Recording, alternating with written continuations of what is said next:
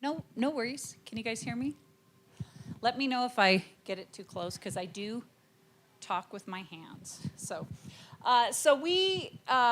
There are a few things. Like I said, the insulation, which is a fairly hot topic when you start thinking about how you're going to design it and how you're going to build it, because there's an awful lot of new little variances and that kind of came into it. We're going to talk about the additional efficiency packages that came in.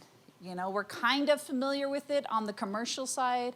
It's never infiltrated into the residential side of things, but it's here. But I'm going to tell you and show you how you don't need to panic about it, but it is here. And then there's new testing that's a requirement within this, the 2021. And then we will talk about a couple of the appendices and a few new situations that have arisen lately that's going to deal with some of this. So, Oop.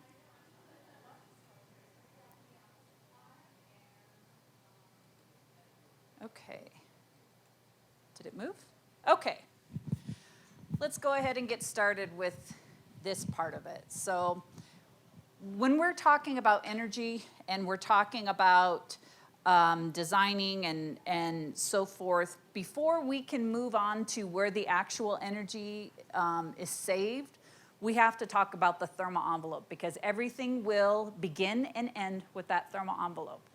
And that thermal envelope, of course, encompasses many attributes to it. We've got the insulation, we've got the fenestration, we've got air sealing and air barriers. All of that's going to play into how we actually save the energy, which comes from the mechanical equipment, right? Because that is where the actual quote-unquote energy is utilized. But if you don't have a really good thermal envelope, it isn't going to translate when you start talking about the mechanical. Let's see. So, I thought I'd put this up here. These are the high end of the averages for the various types of insulation that I'd say are probably more readily used than some of the other ones. So we have fiberglass bat, and that happens to be a 3.0 to a 3.8 per inch. Your least amount of insulation or R value that you'll get per insulation is going to be your fiberglass blown in, which is an R 2.2.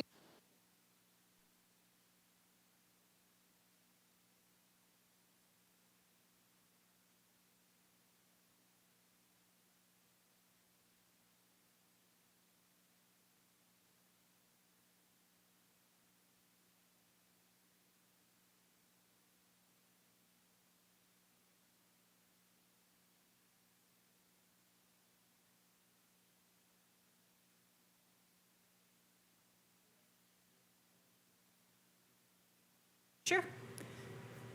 So the reason why you can't always go with the 6.2 to the 7.2 is because I've actually seen documentation real recently that their polyiso was only getting an R 5.4, which is somewhat, it's not necessarily typical.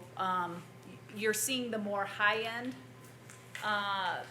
the higher R value coming into play a lot more than you are necessarily the 5.4, but the 5.4 was being utilized there.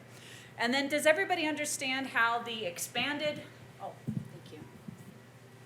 how the expanded polystyrene and the extruded polystyrene is actually created? Okay, so the expanded is basically they pour it in a mold, and then you get those little bubbles, I don't know what you want to call them, little pills or whatever, and they expand out, and that's how you get it. The extruded is where basically what it reminds me of is a piping bag for icing on a cake, where you have it and you just pour it on out and then it just is there. That's how the two, while somewhat similar, kind of having the same name, it's how they're designed that's a little bit different. Okay, so let's get into the nitty-gritty and all the fun that we're going to have today. So let's talk about this ceiling R value. So currently in the 2021, it moved from an R49 to an R60. So I'm going to ask a very loaded question to you all. Do you have any concerns when it comes from going to an R49 to an R60? It's residential, right? Residential, yes. All of this today is residential. And remember, in the energy code, when we talk about residential, it's not just residential is built out of the IRC and the commercial side of it is built out of the IBC. On the residential side of things, it includes R2s, R3s, and R4s that are 3 stories or less. So those will fall under the residential provisions. If you're an R2 that's 4 stories, then you're going to fall under the commercial provisions. So, any concerns about the R60 in the ceiling? All right. Let's talk about this. So, if you have an R49 in the ceiling, the gyp board that's utilized is typically a 1/2-inch gyp board, unless we're talking about, maybe in the garage area and a few other locations where you're required by code to have the 5/8. But typically for just a ceiling assembly, you're gonna put it that 1/2-inch gyp. And we know that the R49 is perfectly capable of being installed on a 1/2-inch gyp, and there's gonna be no structural integrity problems with that. Now, when we start talking about an R60, potentially for an R60 to be installed on the ceiling, that might require for you to move up to 5/8-inch gyp board to maintain that structural integrity of that ceiling. And this was something that was brought up at the code hearings by the Gypsum Association. All the manufacturers of drywall were there, and that was one of the things that they brought up was there's a potential that you will be required to have to install 5/8 because of the weight. So now you'll have to think about, because typically, what do you guys put in your ceilings? You guys blowing in on the ceilings? Or are you guys using bat? Blowing? I do spray foam. Spray foam. Okay. Sell up on the rack. So Well, yeah. But So, I use 5/8 on. If it's 24-inch span, I use, for trusses, I use 5/8. okay. Well, then, I guess you can just relax a little bit during this section. But for an R60, depending on what you're using and blown in, there is a potential that you're going to have to start paying attention to the weight, because depending on the gyp, and this happens to be one of them for the 1/2-inch, it cannot exceed the 2.2 pounds per square foot. So now if you're blowing it in to get an R60, you're going to need to make sure that, you aren't exceeding whatever that, the gyp that you are using or the drywall you are using. It's not going to exceed that. Otherwise, you're going to end up having to move to that 5/8 type, or that 5/8 inch. 2.2 pounds per square foot. Yes, But an R60 is almost one. that's a minimum. That's and- minimum thickness to get the R60. So you would have to have twice as much. For this particular brand, now this particular brand, this is their green, I think, blown in, but there is blown in that you rest right there and you may exceed that 2.2. And that's just what this brand of gyp will hold. Okay. So this is just one of those, now you have to think about it. And just so you know, just because I happen to be,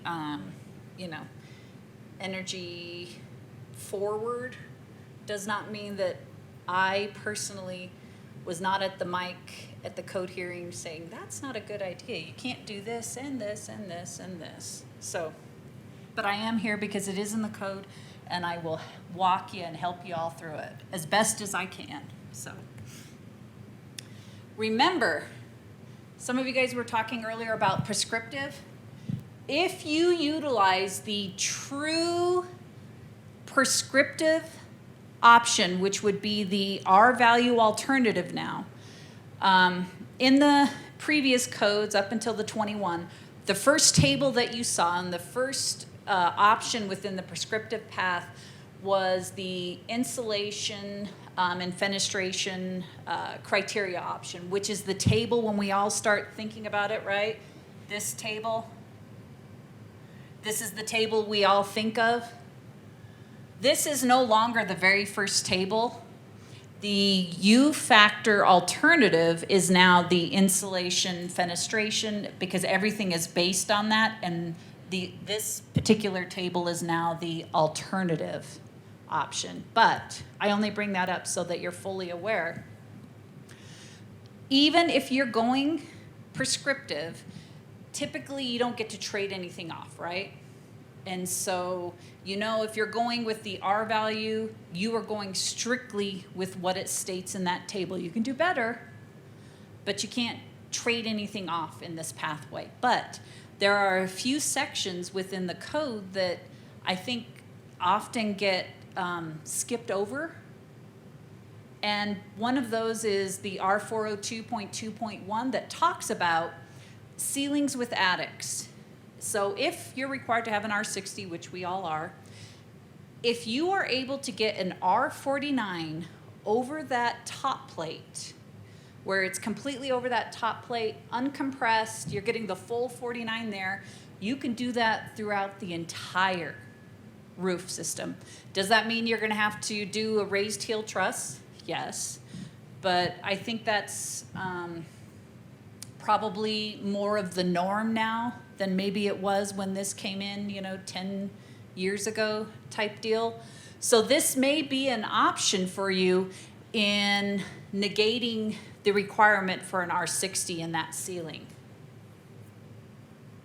Another option that's in there is what you do with ceilings without attics. So if you have an area that happens to be 500 square feet or less, or it's no more than 20% of the roof area, you can install an R60, or I'm sorry, an R30. So that's something to keep in mind. Now, I don't have my pointer, but if you notice, on the screen here, it has, for this particular plan, this is a real plan that I have, the R30 insulation at attic, it's showing it on the left, and then there's a nice little knee wall, and then it comes on over. Where this little part of the attic area, that would be acceptable to be an R30. Now, where that knee wall and then extends over, that's actually incorrect. You would not be able to utilize that R30 because that was exceeding more than the 20%. Or the 500 square feet. So they were partially right in being able to utilize that R30, but at least they were trying to use that option.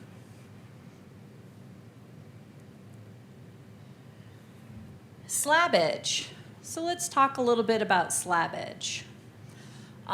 It did change a little bit. It's an R10 continuous.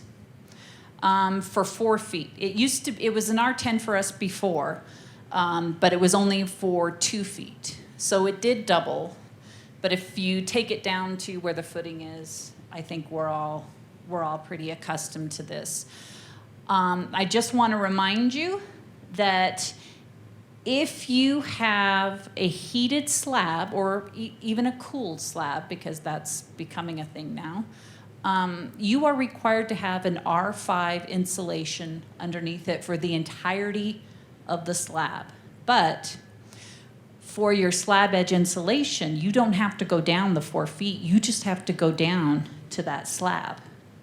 And so it kind of saves you a little bit in that aspect. And so here's just some examples of what you would see as far as the correct way and maybe the not so correct way of doing slab edge insulation. And I just bring this in here because I want you to take a look at it. While the sections look different, if you remember in the 18 and the previous ones, it was just like all combined into one paragraph type deal. All they did was break it out so that it had, the first is basically that charging statement. If you have a slab that's 12 inches or less below grade, then you're gonna have to install insulation. And so the subsection of that is just telling you, how to install that insulation. It really, there wasn't any technical changes on this. It just looks different. And there's a few sections out of the 2021 that did this. The basement has that in there. It's a very similar format. There's a new one in there that talks about, it doesn't necessarily concern us, but drop down stairs for attics. There's some information on that. But the one thing, I don't know if you have noticed this or not, slab edge insulation is not tradable. Have you gone into ResCheck lately and taken a look at it or used it? There's this nice little deal. And if you go look in the U factor table, the first table, slab edge is not included on that. And that is because the slab edge insulation, that's, those are items that you could trade. This is not tradable. And so now there is a note that pops up, and it doesn't matter what edition of ResCheck you utilize. You could use the 09. This note will come up all the way to the 21. And what it states is slab on grade trade-offs are no longer considered in the UA or performance compliance path in ResCheck. Each slab on grade assembly in the specific climate zone must meet the minimum energy code insulation R value and depth requirements. So right now, you cannot trade it off within ResCheck itself. And a lot of code officials around the country are fully aware now of this. And so they know that if slab edge is required, that they should be seeing that on those ResChecks, and are starting to call that out quite a bit here, at least in the Denver metro area. So keep that in mind. If you know you're supposed to have slab edge, chances are that plans examiner does too. And you might as well not have a review comment sent out to you if you don't have to. So, any questions on slab edge? That wouldn't count garage slabs. Garage slabs are considered if they're within the thermal envelope. If they're outside the thermal envelope, they would not be required to have slab edge insulation. If they are within the thermal envelope, they would be required to have slab edge insulation. I typically insulate around the garage, but also the demising wall between the garage and the residence. So this is where R 103.2.1, which says to define your thermal envelope, you can put insulation in there, but if you're defining that separation of the dwelling wall is going to be where your thermal envelope is, that's going to be the requirement to meet the wall, above grade wall insulation requirement. You can add the additional insulation. I would just make it very clear on the plans that additional insulation utilized for whatever the case may be, but not part of the thermal envelope. So this is where utilizing that section and defining it is so important, because it's not uncommon to see insulation in both areas, but a plans examiner will look to see what is the insulation value that's the furthest out, what's the closest to that exterior wall or the exterior wall, and determine that that's probably where the the thermal envelope is if you haven't defined it very well.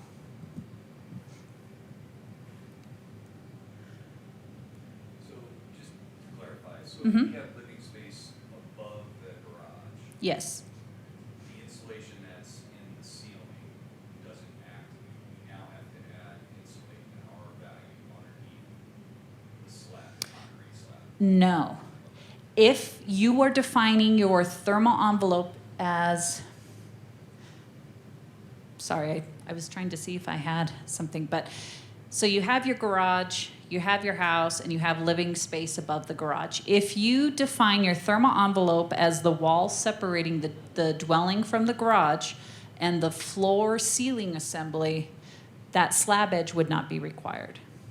Now, where things do kind of get tricky is, you know, if you were to at some point, as it becomes an existing building and you go into chapter 5 and it becomes a change of use, so it's no longer a garage, it's going to be a bedroom.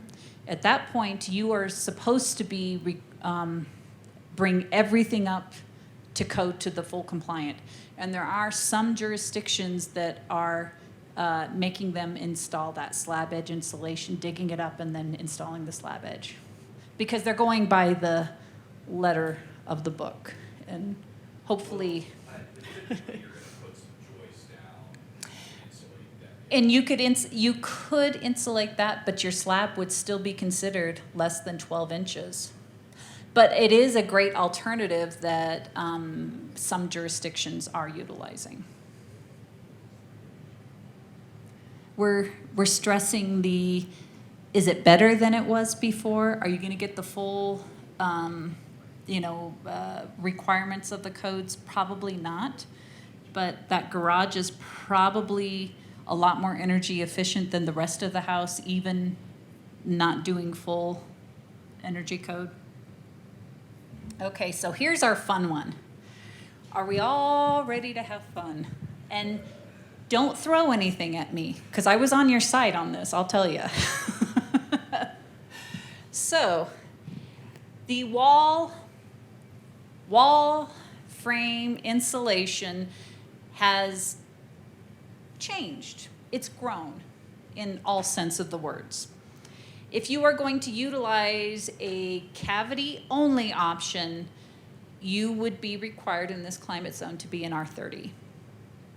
But you do have options. You can do an R20 cavity plus an R5 continuous, or you can do an R13 cavity and an R10 continuous. And another new option that came in is the fact that you can now do all continuous. So that, in theory, could take you down to a 2x4 wall, but with most of our structural, I don't know that we could do 2x4 construction anymore. But Well, doesn't some of the continuous offer some structural? it can. It can, yes, absolutely. The other thing I want you to keep in mind as far as the R20 continuous option, typically, you know, when they were talking about this at the code hearings, they were referring as being able to install that completely on the exterior of the building. And I've had classes, I've had them come in and talk about like the attachments that would have to be used and things along those lines, because as you're sitting here, you're like, this is insane. And, you know, so there are possibilities, and there's actually a website you can go to that you can say, hey, I'm gonna use this, and it'll tell you the attachments that are available to do that. But if you do choose, for whatever reason, you think it's a good idea, and it works great with your design, the one thing I want you to keep in mind is when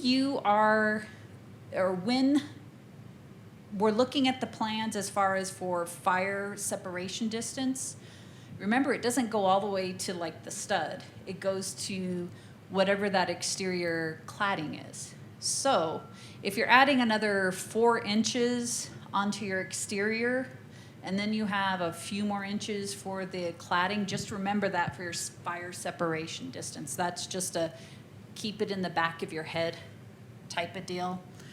So here we go. Here's a great explanation showing visuals of all the fun and excitement that we are going to have today. And by all means, let's have the conversation. This is not my first rodeo. I got broad shoulders. I can take whatever you're going to throw at me. But don't throw anything at me. Okay, so as I said, right? We're going to start walking through a few scenarios here. So if you have an R20 in your cavity, it works just fine when you start talking about a 2x6 wall. No question, right? I don't think anybody's having an issue getting an R20 into their walls without any compression, whether you're using bat or even open-celled foam. Even the blown-in isn't too bad. But what happens when we have to go to an R30? Any thoughts? Is your only thought that now I have to go to a 2x8 wall? Was that maybe something that kind of jumped in there? Because I'll tell you, it jumped into my head too. So that is one of your options as far as if you just want to stick with that cavity-only option to get to an R30 is going to a 2x6 wall or a 2x8 wall. But that's not necessarily your only option as to get there. This is where we're really going to hone in a little bit on that rethinking how you build. Okay, so I'm going to walk you guys through a scenario, and we're going to have lots of fun. Okay, so let's say we're going with we're going to reach that R30 or meet one of the requirements, but we really want to stick with a 2x6 wall, and we would like to stick with that R20. Okay, there are options, right? We can do that R5 continuous, so we can still have that 2x6 wall with the cavity. We'll have to throw some exterior, well, I guess it doesn't have to be exterior, but typically that's where you see it. For your continuous, we have to throw up some continuous insulation in R5. That's not much. Remember, we looked at the insulation, that's probably an inch, pretty doable. Nobody's gonna bat an eye about it. But,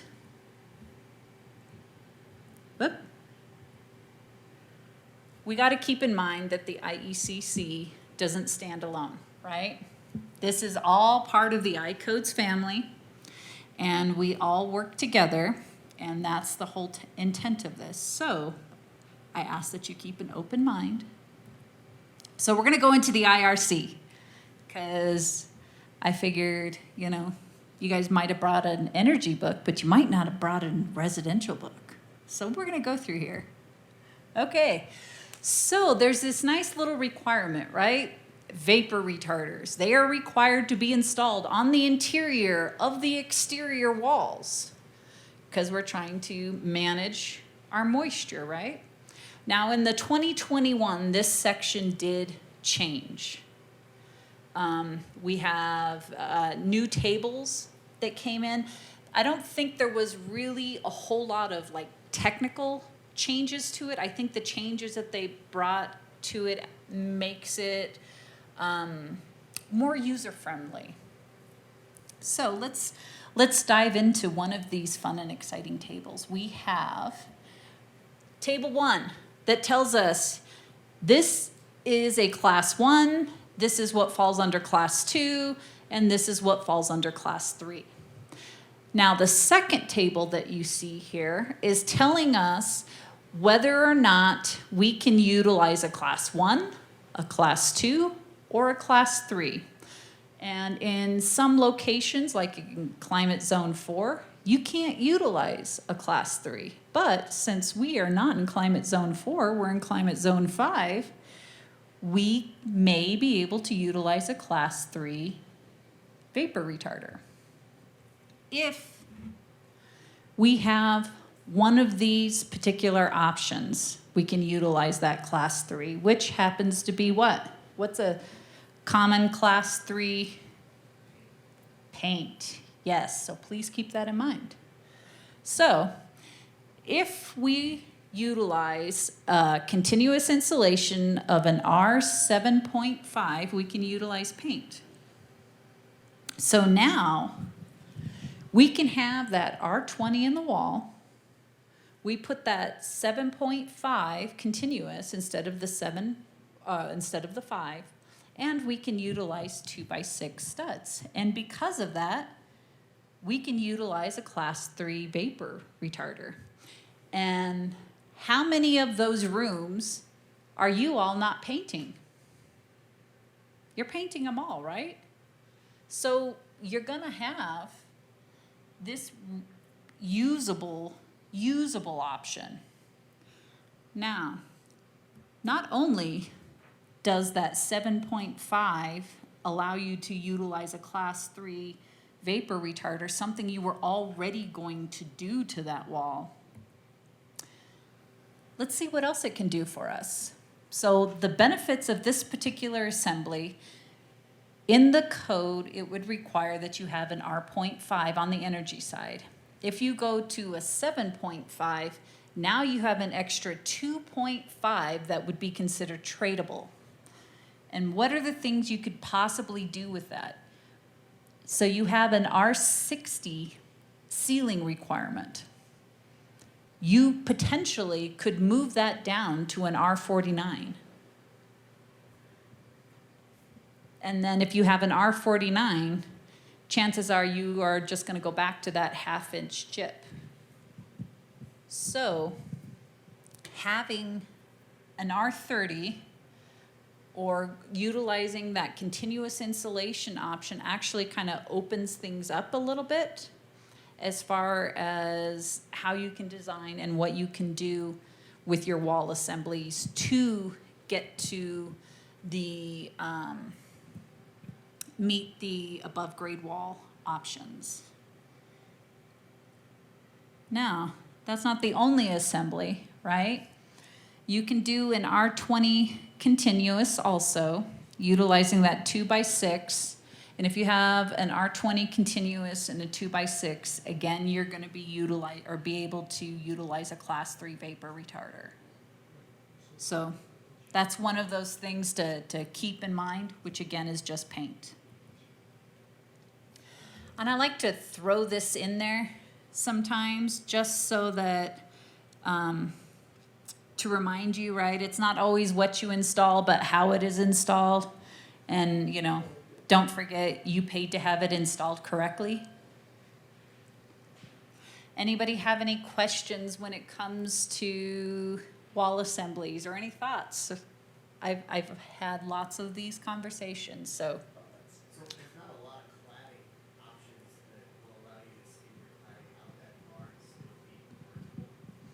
So LP siding, hardy siding, I don't think they warrant you about 1.5 inches beyond the base of your sheet. For the R20 requirement? R7.5 continuous, so you can't use kind of a typical sheeting or typical cladding at all there.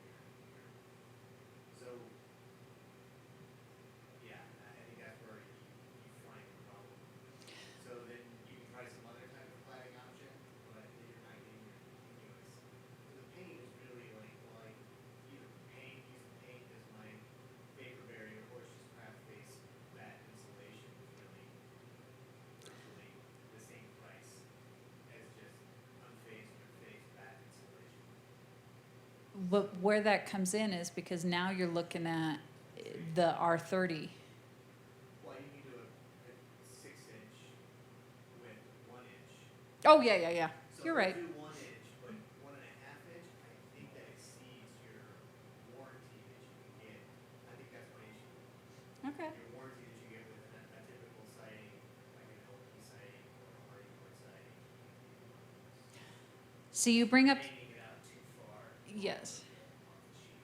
And you bring up a very good point because from my understanding when we were at the hearings, that was brought up. And what we were told is that there was siding that will be permitted and be warranted off of that. Now, what that is, I can't provide you that information, but it is something to be aware of. Yeah. Bridges, which is your other option. Good luck finding anything that's gonna get you that far. Yeah, you're not the first one to bring that up to me. I'm just providing you options that you could find within the code, but that, you're, like I said, you're not the first one to bring that up. A lot of people, have expressed, you know, putting that 4 inches out there, what are you gonna do? So, now keep in mind too, remember that while the polyiso, can be like the 5.4 an inch, it can go all the way up to, a 7.2 also. Polyiso absorbs water. So anytime, you know, if you're using that as your actual drainage barrier, I would never do that.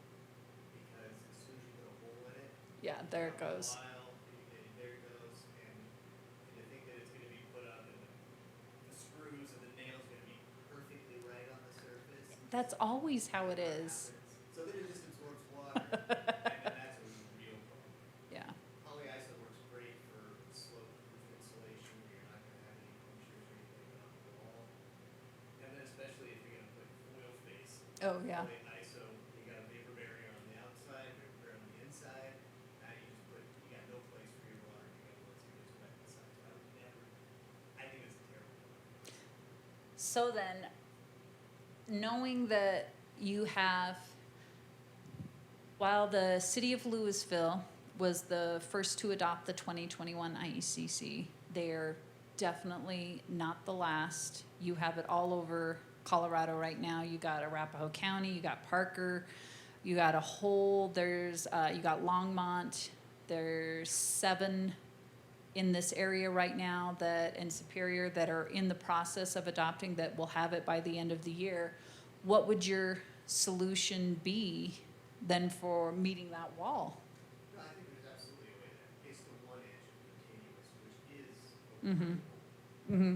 They will do that. It's the extra half inch is where I think I've come up as an issue on getting the warranty for your elevators for your hard site. But no, it's the same.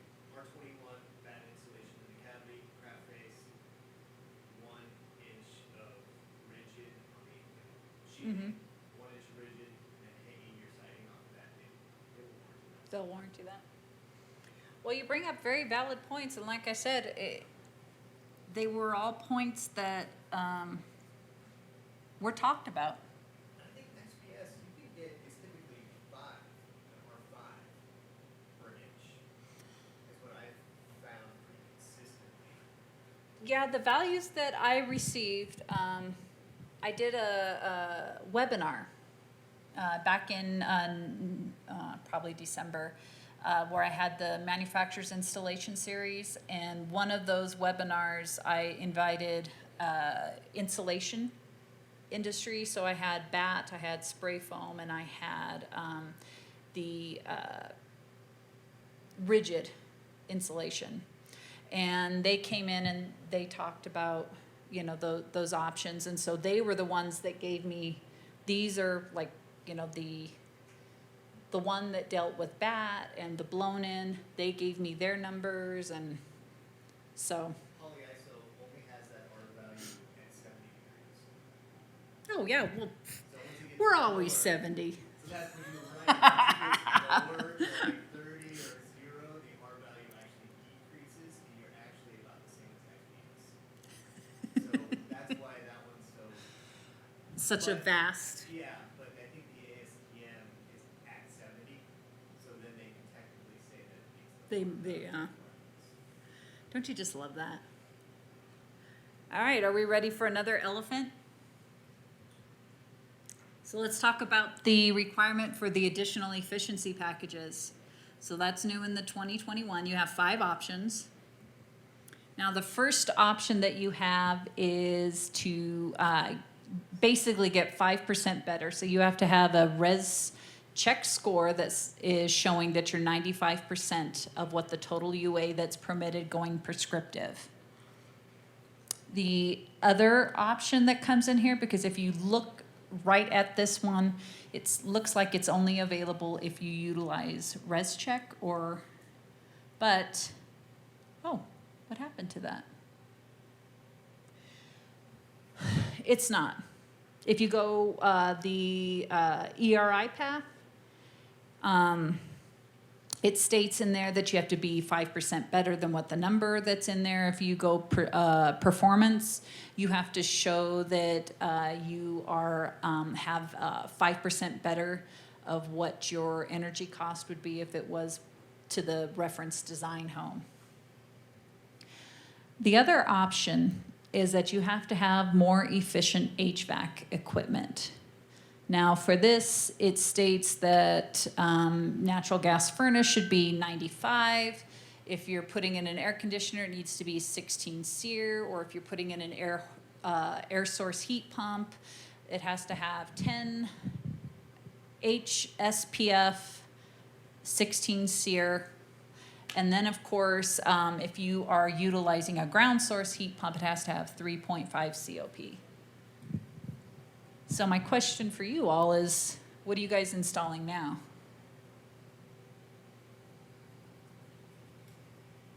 We're doing an all electric now. Okay, we're going to talk about that in a minute. Now here's one that in the energy code on the residential side, there hasn't really been much attention paid to, and that's talking about the service water heating. And when we talk service water heating, of course, we're talking about, you know, your water heater basically. And so now they're saying that out of the energy code, if you're going to utilize this compliance path, you would have to meet one of the three options that are up there. So if you're using a fossil fuel, it needs to be 8.2 EF, or if it's an electric, it needs to be 2.0 or greater. And then if you're utilizing solar, it would have to be a 0.4 solar fraction that's involved with that. I haven't seen anything with solar on that, so. And then let's talk about our duct system. So for this, it basically says one of your options is that if you're utilizing an air handler, you need to have your ductwork and your air handler completely within the thermal envelope. And if you're utilizing ductless, it needs to be, again, completely inside the building thermal envelope. And then number 3 is 100% of the duct thermal distribution system located in conditioned space as defined in our 403.3.2. And last but not least is the option of basically utilizing an ERV or an HRV. And so, and if you use this, then you must meet the blower door test of having a maximum of 3.0, which is basically you pass your blower door test and you put in an HRV, and that HRV needs to meet, or ERV needs to meet these particular requirements. So let's talk a little bit of how we're going to be able to comply with this. So if you go all the way back into the very first one we talked about, which was the enhanced envelope performance option, and I showed you that res check, and that res check had to be 95%. Well, or 5%. And then if you look at in our 401.2.5, which talks about you have to do these additional efficiency packages, it also breaks it out so that if you go performance, you can still utilize this particular option. You just have to be 95% of what that annual energy cost is. And then if you go ERI, you would have to have an energy score that's 5% better than what's listed in there. And so for climate zone 5, you'd have to be 52.25, which means you'd probably have to get a 52, really, because they don't go in percentages.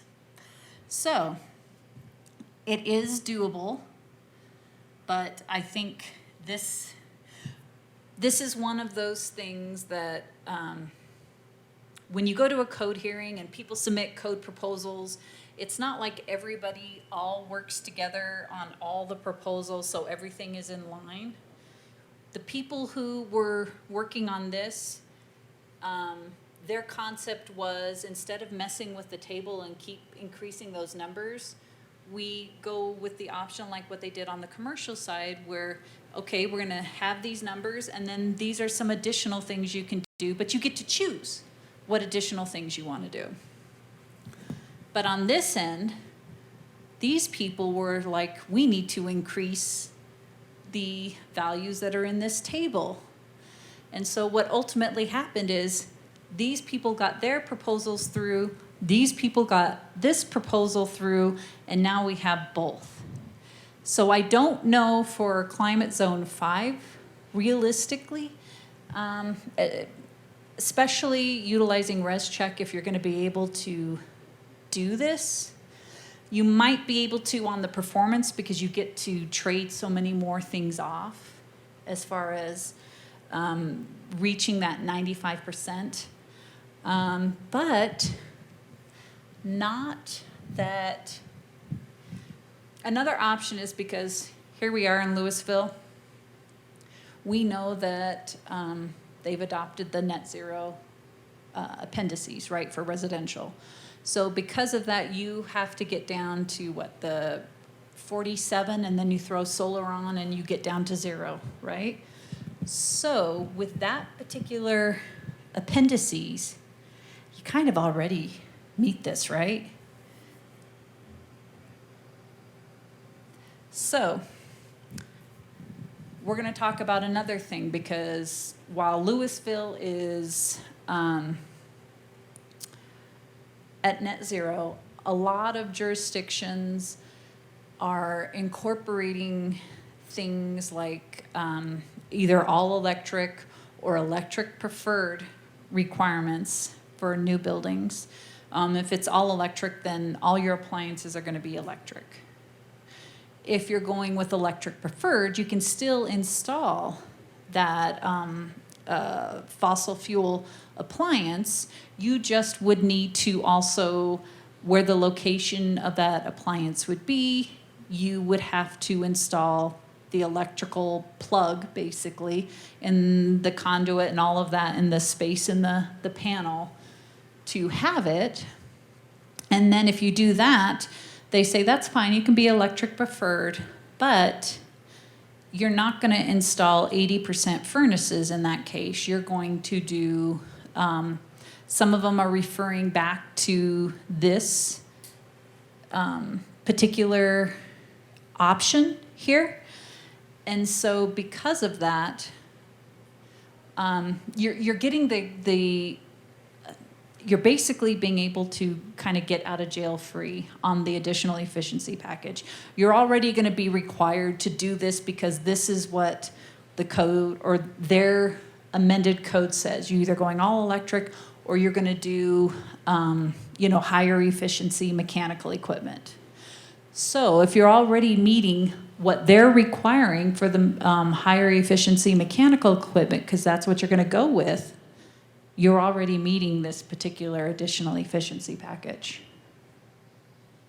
So it's not quite as quote unquote scary, or maybe not scary, but burdensome as it may sound.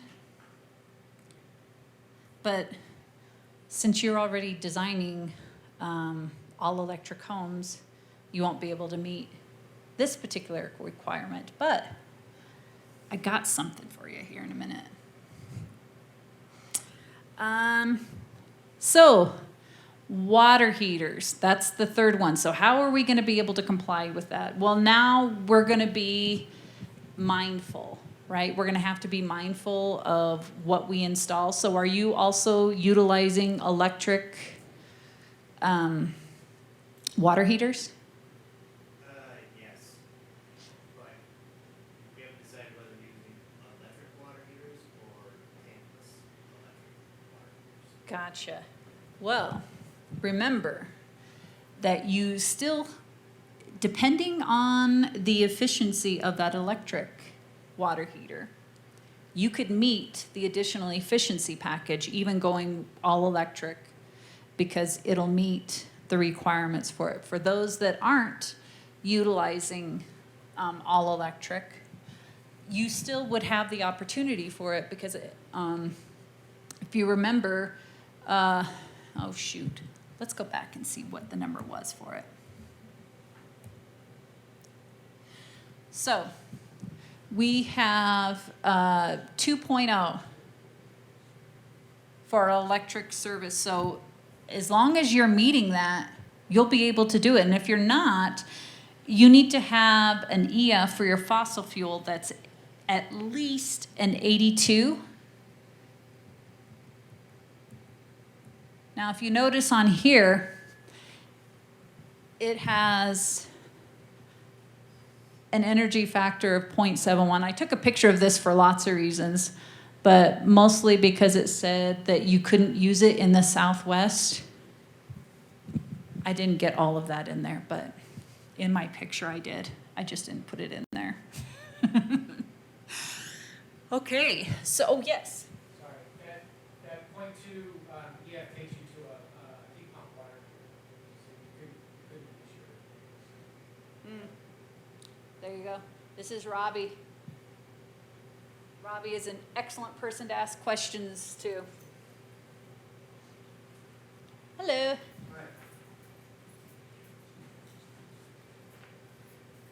If I could get you to sign in here, we're just chatting. You couldn't use the electric tankless because its energy factor, it's using resistance. Oh, yeah. So its energy factor is going to be somewhere around 0.92 to 95, maybe 97. But it's not going to be it's not going to be over one.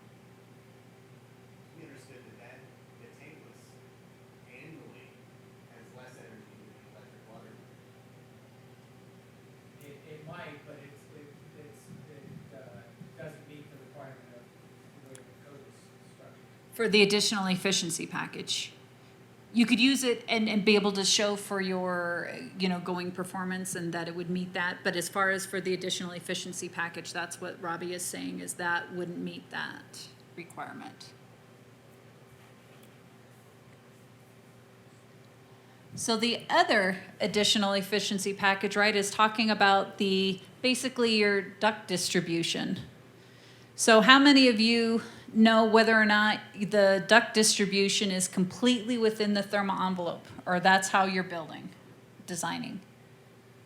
I was hoping everybody was going to raise their hand because that's the more energy efficient way.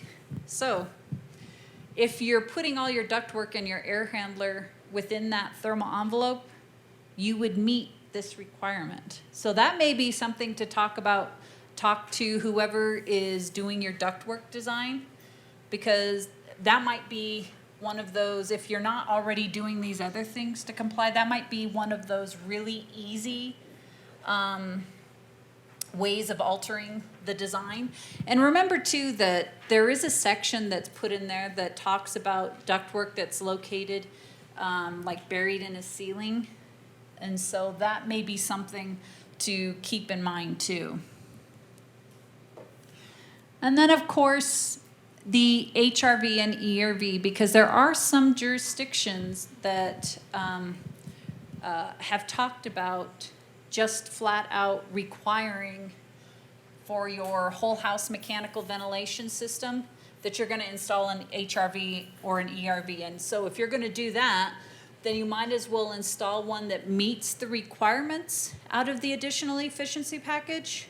And then you're basically, taking care of multiple requirements out of that, right? Because it's taking care of the whole house mechanical ventilation and the additional efficiency package. All right. So we now have testing. We're going to hit that fun and excitement. So testing, I think we're all probably fairly accustomed to the concept of doing a blower door test. It's been in the code since 09. 09 it was an option, 12 it became a requirement, and it's been a requirement all the way through. Now, things haven't changed so much when we talk about testing, in the sense that you're still required to do that blower door test. It can't be more than the 3.0 air leakage. Now, if you recall, all the way up until the 21, it just said you couldn't have an air leakage of greater than 3. Now, 3.4, something like that, I used to say that still meets it because it's 3. It didn't say 3.0. Now, it says 3.0, so you can't get a 3.9 and still be considered a 3. It is 3, that's it, no question, bless you.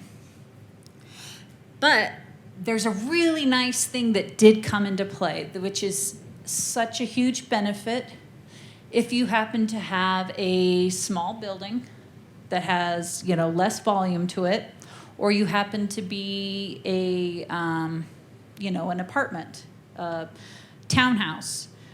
When you have less volume, it's sometimes more difficult to reach that 3.0 air changes an hour, that particular metric. But a new metric came in, thanks to the courtesy of Robbie there, that comes in and allows you to utilize a CFM per square foot. And that is a better metric to utilize for those smaller structures. So keep that in mind when you are looking at that. Does anybody have any questions about the CFM per square foot? Because if you do, we have Robbie right here. Well, think about it. If you guys come up with any questions. Whoops.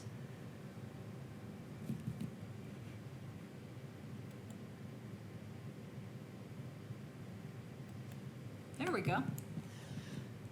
Okay, duct testing. Again, we're used to duct testing. It's a requirement. If your duct was located outside that thermal envelope, you were required to do testing, and you had to meet, depending on whether your air handler was in or your air handler was not in, determined at the rough-in test, what your leakage rate was required.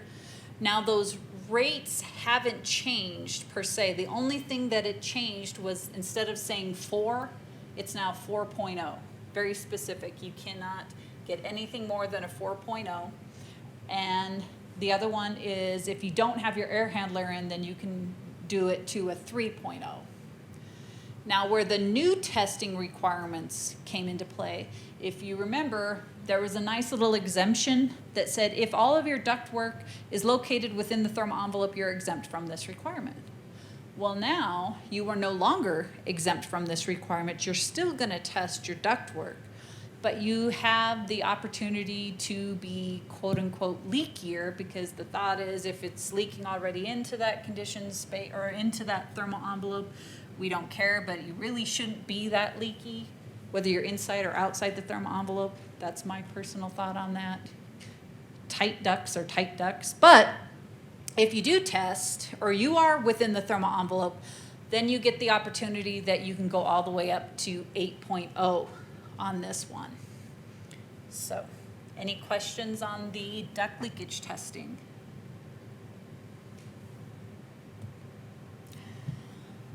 So there's a new testing requirement that came into play. And I don't know if you all are aware, if you notice, some of the wording was black, some of the wording is blue. That's because if it's blue, when you pull it off of ICC site, that means it's all new. Whatever's black was existing, blue is new. So this section is completely new. And it says that mechanical ventilation systems are going to need to be required to be tested. Now, there is an exemption that if your kitchen range hood, if you are ducted to the outside with a duct that's at least 6 inches, and you only have one 90-degree elbow in that duct run, then you would be exempt from that particular item being tested. So that means, exhaust fans, laundry room fans, all that's going to be required to be tested. And that, whether this is, I think, this is in the energy code, but it really pertains to a lot of chapter 15, right? But because, again, remember that slide, the I codes as a family, we all work together. Some of us are the redheaded stepchildren. Some of us, are loved a lot more than the other. This came into here because a lot of times, in my opinion, you're thinking about it. The people that are performing the blower door tests and are performing your duct tests are also going to be able to perform this particular test. So it kind of makes sense that it's in here, and part of it is too making sure that we're getting all that ventilation, because you designed the ductwork, right, to for your whole house mechanical ventilation. You have to get, let's say, 90 CFM to meet that requirement because of the size and the bedrooms and all that fun stuff. You need to have 90. So you put this, bathroom exhaust fan in there, and that's what you're going to utilize. But if you utilize that 4-inch duct, you only get 60 CFM out. But if you use the 6-inch duct, you can get that 90. But then you can't have, the 20 elbows that are going into it. So sometimes, with all the best intentions, you think about it and you may not be getting that 90. And so we're trying to make sure that we have, you build tight, you ventilate right. And this is an example of making sure that we are ventilating it correctly. Now, I don't know why this is no longer working very well. There we go. So here's an example. This is actually Robbie doing a test. That's all it is, that flow box. It goes right up to that vent, and it's connected to all the technical stuff that Robbie could tell you that it's connected to. and then you get a nice number that says, hey, we're getting this at this rate, at this pressure, and whether it meets the code or doesn't meet the code, And so that report will now be required to be provided to the code official. It's probably going to be part of that, all the documentation that you'll need to provide for your CO that, everybody requires. So that's something that you're going to want to pay attention to. So the tinners and everyone will probably have to make sure that, because exhaust fans, the ductwork wasn't maybe paid as close attention to, right? Whether it has a kink in it or, what they're trying to do to get it over the trusses or, things along those lines. Now that might be something that more attention will need to be paid to for it. Any question on the testing? You guys got an expert sitting right there, so. So are you seeing that basically that should be hard piped with this little angle change, whether it's 90 degrees, but as minimal as possible? Yeah, hard pipe makes a lot of difference. This discussion reminded me to text a builder because last week I saw these 90-degree elbows right at the fan housing. That just creates so much static pressure that the fan doesn't have enough power to push against. So manufacturers like Panasonic and Broan have these higher quality fans, and they have really good installation instructions. And one of the big things they recommend is 2 to 3 feet of straight hard duct out of it, and then a smooth 45 up to your roof there, so that you're able to create some velocity and laminar flow, straight flow of airflow before you hit that elbow, and then it moves up to the roof jack that you're venting out of. Anybody else have any questions? Like I said, you got Robbie in the room. All right, well, if you come across any thinking of them later, we can definitely bug him about it. All right, so we're going to start hitting the appendices. And the first one that I'm going to bring up is going to be the Solar Ready appendices. Because many jurisdictions, Louisville has had it in their adoption since the 2018. Superior has Solar Ready. I believe Longmont does. I know Boulder County is looking at it. Boulder has requirements. We got Erie, North Glen, many jurisdictions that are already looking at this, and we're going to talk about that in a minute. So, what is involved when we start talking about solar ready? So, part of this is, and keep in mind, we are just looking at Appendix RB, I believe. And RB states that this is for new construction, and it states that it is new construction for single family, two family, and townhomes. Now, you remember at the beginning of the class, we talked about the residential provisions also include our 2, our 3s, and our 4s that are 3 stories or less. And if you look at the appendice as it stands, it doesn't necessarily include that. But many jurisdictions are fully aware of the fact that there's this kind of missing gap. And so in their ordinances, they are addressing that. I can't do like an overall for it, but there are a lot of ordinances amendments that are being made to include how you're going to deal with the R2s, R3s, and R4s. So keep that in mind. But it is for new construction. The roof has to have at least 600 square feet, and there are some orientation requirements. So basically on the plans, so I'm going to talk to you right now. Hi. On the plans, you are going to need to designate where that solar ready zone is. Have you had the opportunity to implement this appendices in any of your plans yet? Doing it right now. I'm so glad you're sitting here in this class because we're going to have a great conversation. All right, so that solar ready zone, depending on whether you're a 1 or 2 family, you're going to need to have a designated space of 300 square feet. Now, if you are a townhome, you are required to designate 1,500 square feet. Now, within that solar ready zone, you cannot have any obstructions in that. That area, that space is free from anything, and we'll talk about that. And then, of course, in the 21, there's a new quote-unquote requirement that came into that, and it says that wherever that space is, you need to avoid shading that already exists. Now, on the designing side of that, that might be somewhat difficult because you don't know what's existing there already, what's going to be placed in. So that becomes almost one of those, do the best that you can. I don't know unless I knew for sure as I'm reviewing plans whether there's some existing shading that's going on there.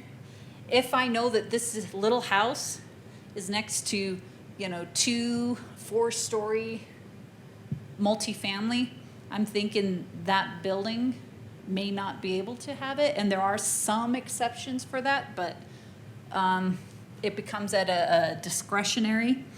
And then when you start talking about some of the requirements and where you're going to need to place the conduit and so forth, you're going to need to cap that sleeve. That isn't all that uncommon, right? You install underground plumbing, it's for future use, you cap it. Same thing here.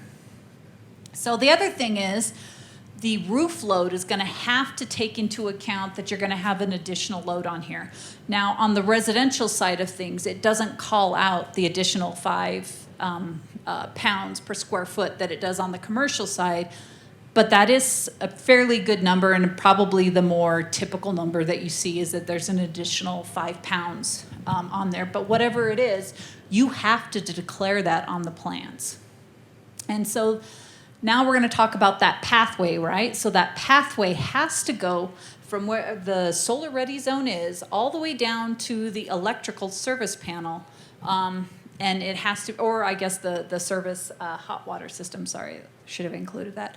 But that all has to be conduited or have a pathway to it. Did you like my new word, conduited? And then on top of that, when you start talking about that electrical panel has to have a reserved space.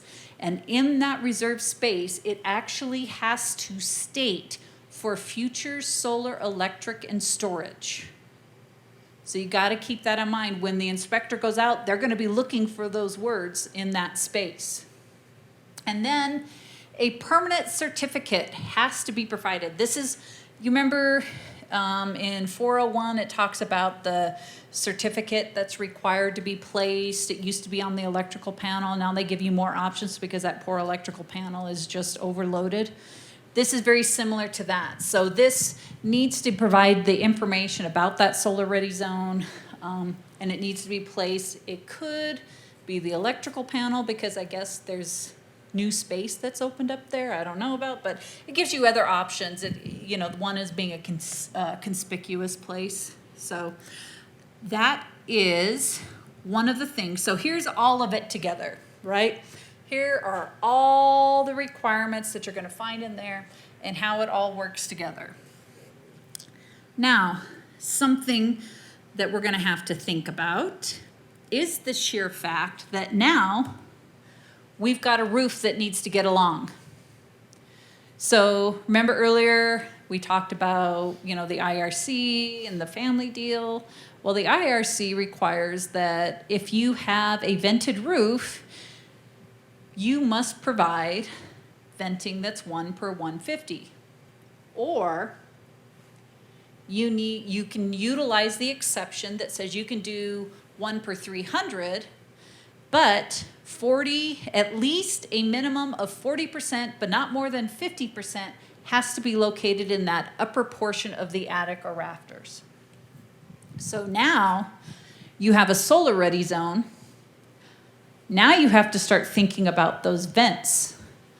And I know on a lot of the house plans that I get, I'll get the amount of ventilation that's required. We're going to have 10 of these hats that are going to be utilized and so forth. And then a note that 40 to 50% will need to be placed up there. And that was perfectly fine prior to this appendice being adopted so widely. Now we have to figure out, okay, can you get that 40 to 50% and still get the 300 square feet for your solar ready zone on that roof and meet this requirement?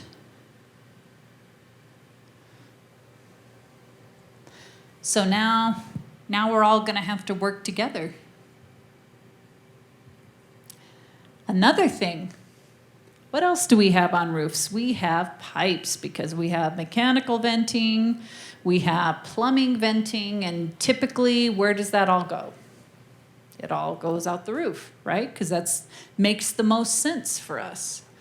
Because otherwise, when you start talking about that, there's all these additional requirements that come into play, right? You can't have,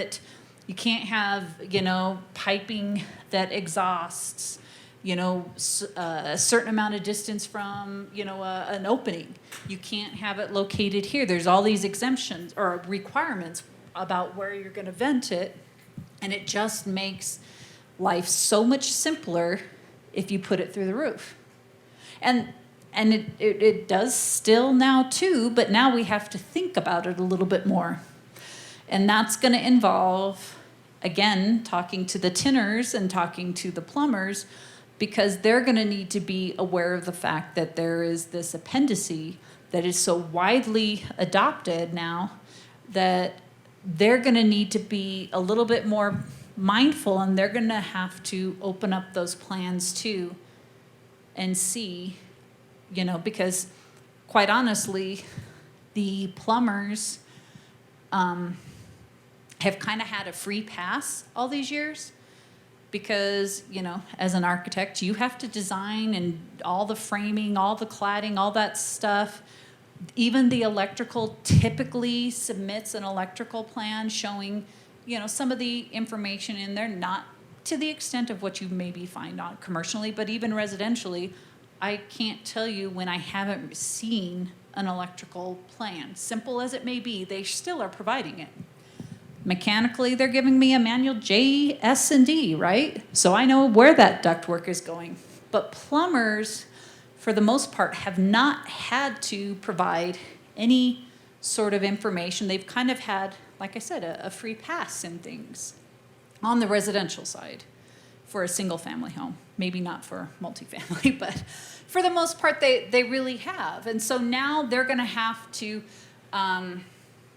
I guess maybe get a little bit more involved in the process, and maybe involved is not the right word, but they'll need to pay a little bit more attention as far as, you know, some of where the venting is gonna go. Skylights. Are you guys utilizing a lot of skylights in your designs or your homes? No? Okay, well, skylights are there. They're going up on the roof too, and that's real estate on that roof, which now is at a prime rate. So that's something to keep in mind. While skylights are not required on the residential side of things, and they're not required out of the IRC, there are still, you know, things to keep in mind for it.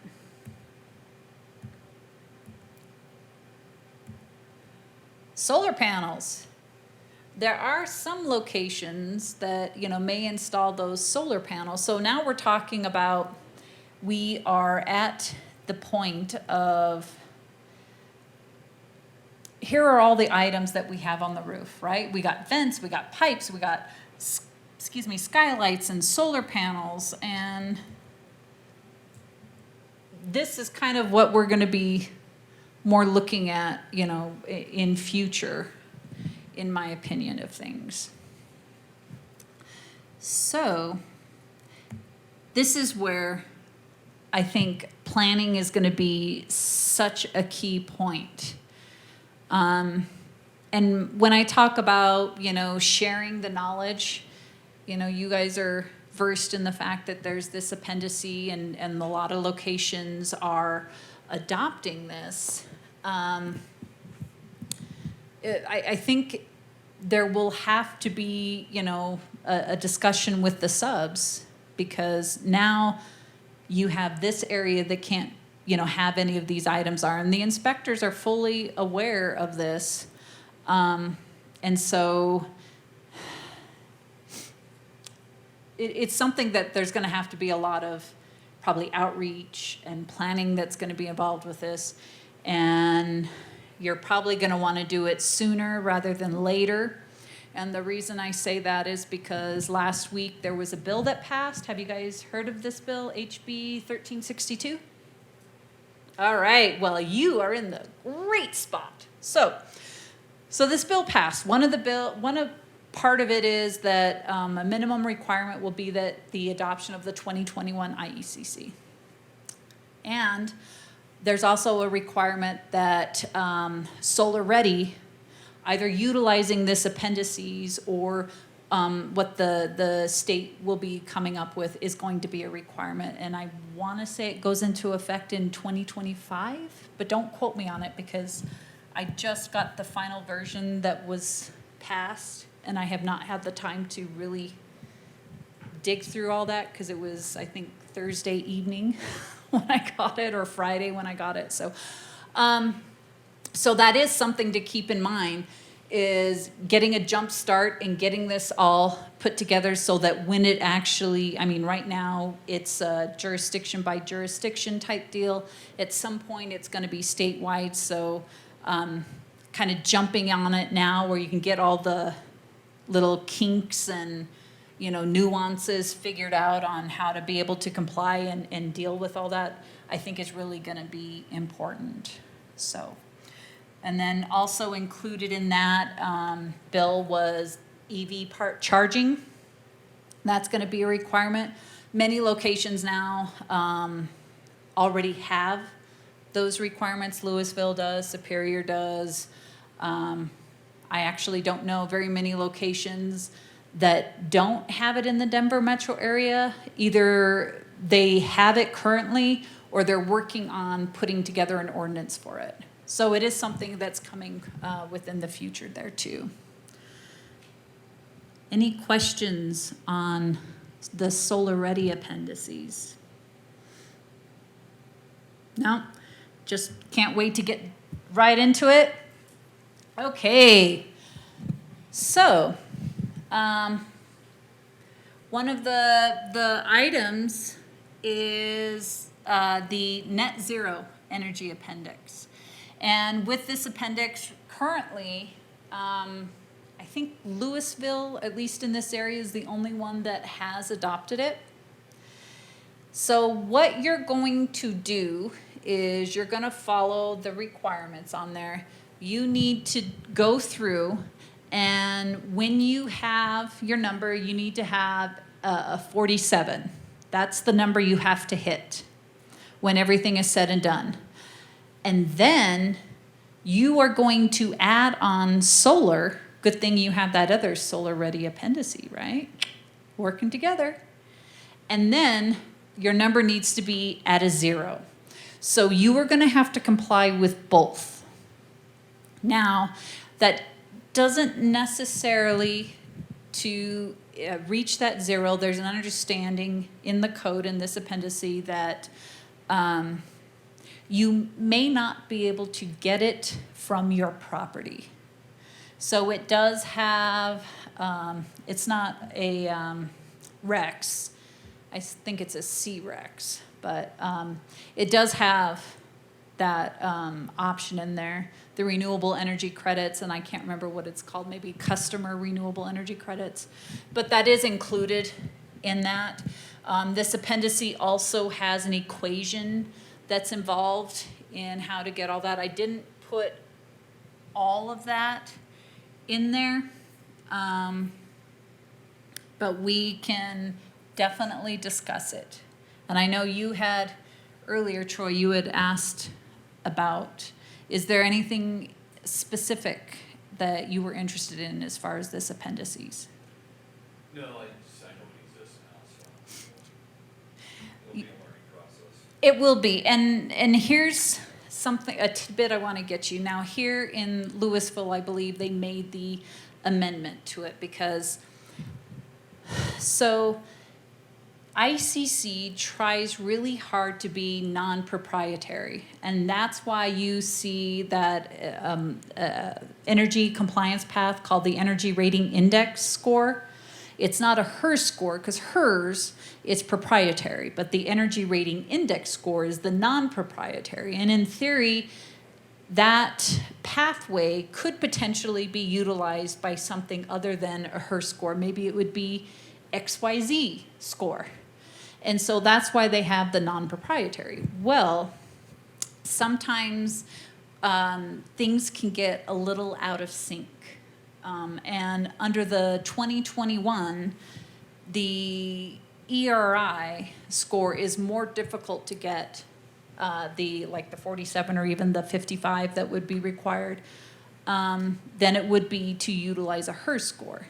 Now, I know Louisville was in the process, and I'm not sure, I'd have to check with Chad, but one of the things that he was attempting to do, understanding that there's this difficulty in not trying to be burdensome on the builders and the designers, is he was trying to get it in there that says you get an ERI score utilizing the HERS index score. So it gives you a little bit more flexibility and a little bit more of actually getting there. And there are jurisdictions that are recognizing this, and so they may be incorporating it. If it hasn't been incorporated into their ordinance, or if Chad wasn't able to get it through here,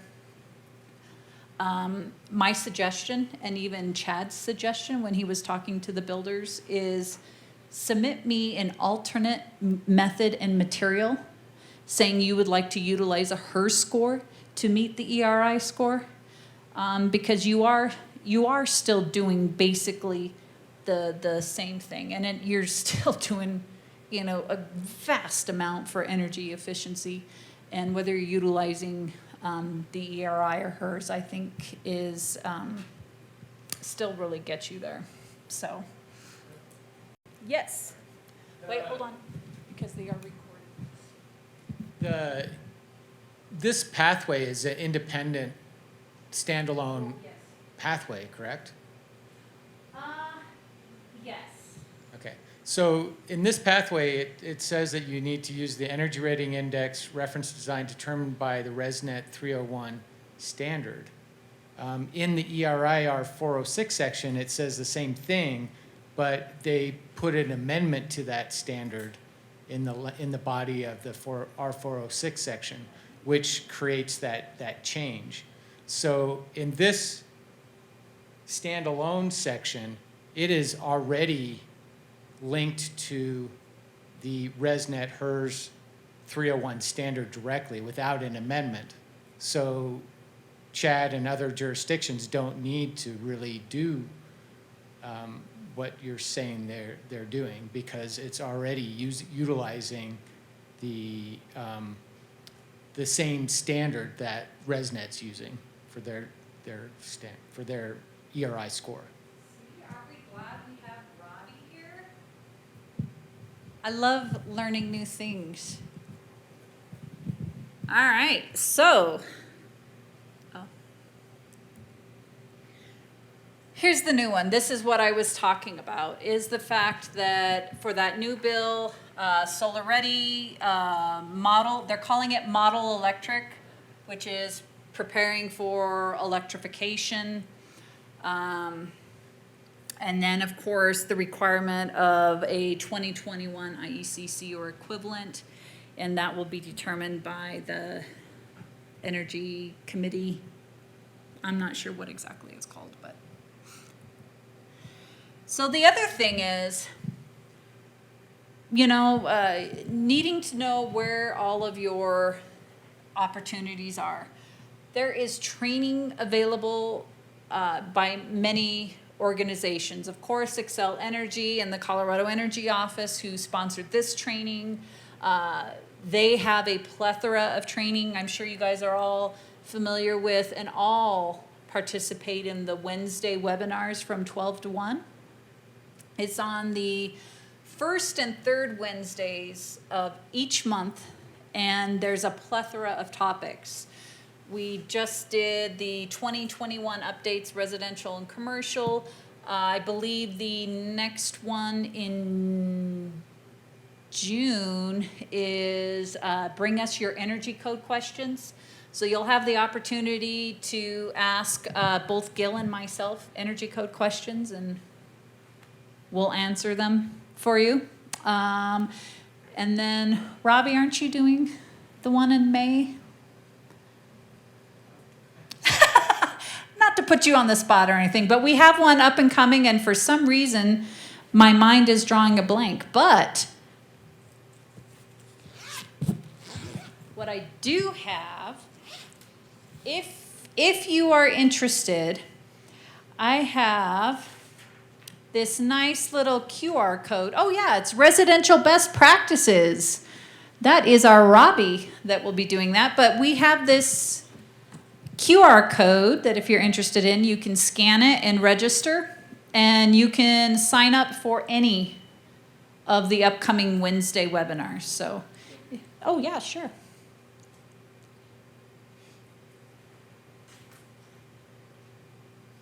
And then we do have some upcoming training. We have, in the month of July, we have a weekly series that, that will take you and walk you through the provisions of the 2021, both on the residential side and the commercial side. So starting July 11th, which is a Monday, Robbie will be taking on all of the residential paths. So that'll go from the compliance paths and the additional efficiency packages, getting a little more in depth than what we did today. And then we have the insulation, then we'll have air barriers, and then we're gonna have the mechanical and electrical, because there were some electrical components that came into this. One of the things to keep in mind is occupancy sensors are required on residential now. Yeah. I can't say I disagree with you because I did speak against them because I installed occupancy sensors in my home because I thought that's a great idea. Did you know that sometimes when you're standing there cutting and cooking and everything, I love when the lights would go off in the kitchen, or when it's nighttime and my dog would walk and set things off. So I thought it was a good idea. It wasn't, but they do have options within the energy code for that. You don't necessarily have to put in the occupancy sensors. You can put in a dimmer instead, and that is a great idea because I like the dimmer idea. Truly, truly do. So there's a whole bunch of training up and coming. If you're interested, or if you want, when I send out the handout to you all, I'm more than happy to send you the link so you can go in and register for the series too. The other thing to keep in mind is there are so many resources available to you. So Xcel Energy has this building code support program. That's what they're working on for the next few years, that provides not only, you know, training, it also provides a lot of support, you know, adoption, outreach, circuit rider activities, you know, just a whole bunch of items. But it also has a new web page on Xcel. So on that page, it gives you a plethora of information, past webinars that you can go take a look at, you know, some upcoming stuff, and it just has a lot of really good information there for you. And so does the Colorado Energy Office. They have their energy code toolkit. How many of you all have gone in there and checked it out? Nobody? Oh, okay, you guys are all getting these links too sent to you because it's a great deal. You can go in there, take a look, see what's changed, you know, just a whole lot of information in there. And then, best of all, it seems to be like one of those best kept secrets, but really should be shared, is there this helpline. And it's a helpline that both Xcel Energy and the Colorado Energy Office came together to provide, and you can go on there and ask your code questions. And it is not just for the energy code, it's any of the codes. And you'll get a response usually within 2 days, any of the codes. Fuel, gas, what have you. Some of them might take a little bit more than 2 days, but typically you get a response within 2 days, and it's a great tool. There's a gentleman on there that I think he has submitted like, I don't know, 4 questions already on it. So don't be shy, use it. It's a great resource, right? Yes. I will send those all to you so that you all can have lots of fun in seeing what it is. And if for some reason something doesn't work, in my email at the very bottom, there's a little button that says click on for the helpline. You can click on there and go from there too. So I will make sure that you all have the opportunity to get this information. Now, the other thing is, you all received surveys, paper surveys, and I must ask that you fill those out. And I have to let you know that you will also get an additional survey because this is a joint training provided by both Colorado Energy Office and Xcel. Each of them have requirements to be able to secure funding and everything. And so part of that is they have different things. So if you wouldn't mind taking the time to fill out this survey, and then I will be sending you guys out another survey because I know you guys love to express your opinion on everything, and I want to make sure that you have 2 opportunities to do it. So with that being said, this is me. You are always more than welcome to email me anytime when you have questions. And I'm going to actually turn the mic over to Robbie really quick. Yeah, thank you, Hope, and sorry to barge in on your presentation, but thanks for including me. I just wanted to introduce myself. I'm Robbie Schwartz with Build Tank. And I wanted to introduce myself because I am starting a short-term contract with Boulder County to over the next several months, specifically to help with questions and whatnot with regards to Marshall Fire rebuild.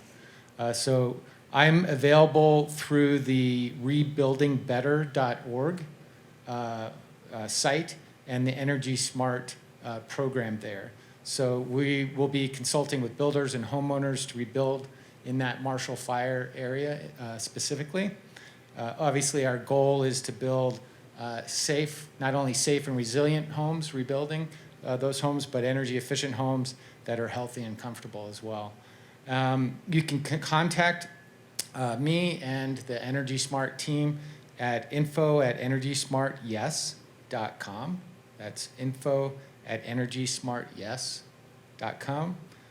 Or there's a phone number that's 303-544-1000. 303-544-1000. So it's another great resource, building off of the resources that Hope showed you, that is specific to the Marshall Fire area. But if you have questions about incentives, about building science, about putting specific assemblies together to meet the programs that are incentivized, energy code questions, all those things are open game for this new resource that's going to be available for the next 4 to 6 months. Right. And I bet Robbie would be happy to send that to me so I can send it all to you, because I'm sure,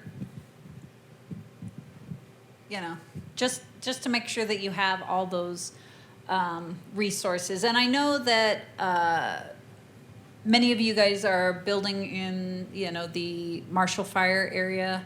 Just keep in mind, you know, both Superior and Louisville, while they had adopted the 2021, they are allowing the option of the 2018 to be utilized for the Marshall Fire.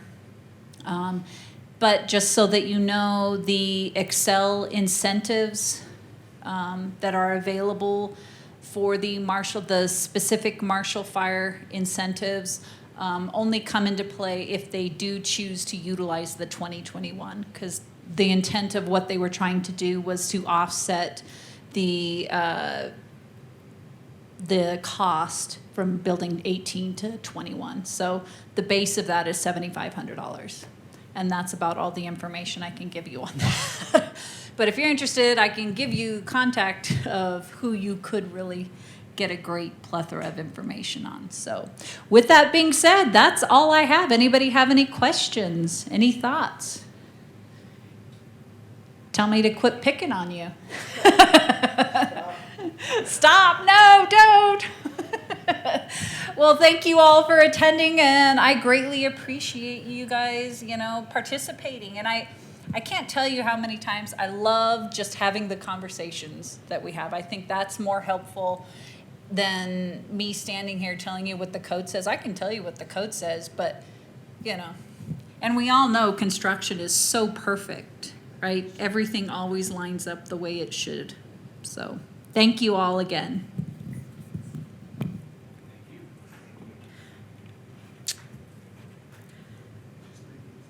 Yes, please.